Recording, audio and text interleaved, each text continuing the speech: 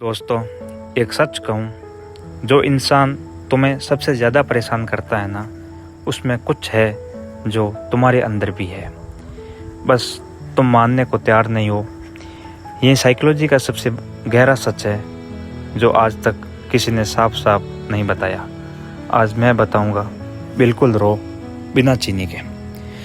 अभी एक नाम सोचो, कोई एक इंसान जो तुम्हें बिल्कुल पसंद नहीं, जिसका नाम सुनते ही कुछ अंदर तन जाता है।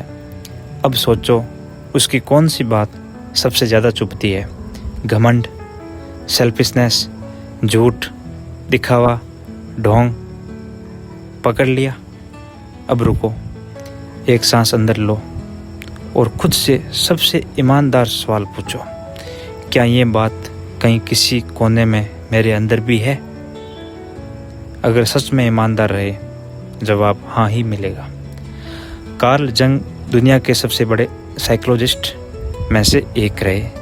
उन्होंने एक बात कही, जो हम खुद में स्वीकार नहीं करते वो मरता नहीं, वो शैडो बन जाता है और फिर वही शैडो हमें दूसरों में दिखता है। उसे नाम दिया शैडो प्रोजेक्शन। सच ये है, हम सब के अंदर घमंड है, सेल्फिशनेस है, ईर्ष्या है, कमजोरी है। हमने इन्हें ख़त्म नहीं किया, बस कहीं अंदर दबा लिया, और जब वो दबा हुआ हिस्सा बाहर झांकता है, हम उसे किसी और में देखकर नफरत करते हैं। और यहीं से असली खेल शुरू होता है। जो हम खुद में देखना नहीं चाहते, हम उसी से दुनिया भर में लड़ते रहते हैं। कोई घमंडी इंसान ट्रिगर कर रहा है क्योंकि तुम्हारा अपना घमंड अंदर चीख रहा है, तुम उसे बोलने नहीं देते। कोई सेल्फिश इंसान गुस्सा दिला रहा है क्योंकि एक हिस्सा तुम्हारा भी सेल्फिश है, बस तुम मानते नहीं। कोई दिखावा करने वाला चुभ रहा है क्योंकि अंदर तुम भी तालियां चाहते हो पर कह नहीं पाते। समझ रहे हो? सारी लड़ाइयाँ बाहर की लगती है पर असली लड़ाई अपना ही अंदर चल रही है। जिस इंसान से तुम लड़ रहे हो वो दुश्मन नहीं, आईना है। वो तुम्हें तुम्हारा वही हिस्सा दिखा रहा है जिसे तुमने कभी जिंदा दफन कर दिया था। पर एक सवाल ये है, ये हिस्सा दफन क्यों हुआ? क्योंकि समाज ने हमें बचपन से यही सिखाया, गुस्सा मत करो, बुरा है, ईर्ष्या मत करो, पाप है, घमंड मत करो, गंदी चीज़ है, कमज़ोर मत बनो, हार है। घर ने कहा, स्कूल ने भी कहा, धर्म ने कहा, समाज ने कहा, और हमने मान लिया। अपना गुस्सा दबा लिया, अपनी ईर्ष्या छुपा ली, अपना घमंड मारने की कोशिश की, अपनी कमज़ोरी मुखौटे के पीछे रख दी, पर कुछ भी मरा नहीं, सब शैडो बन गया।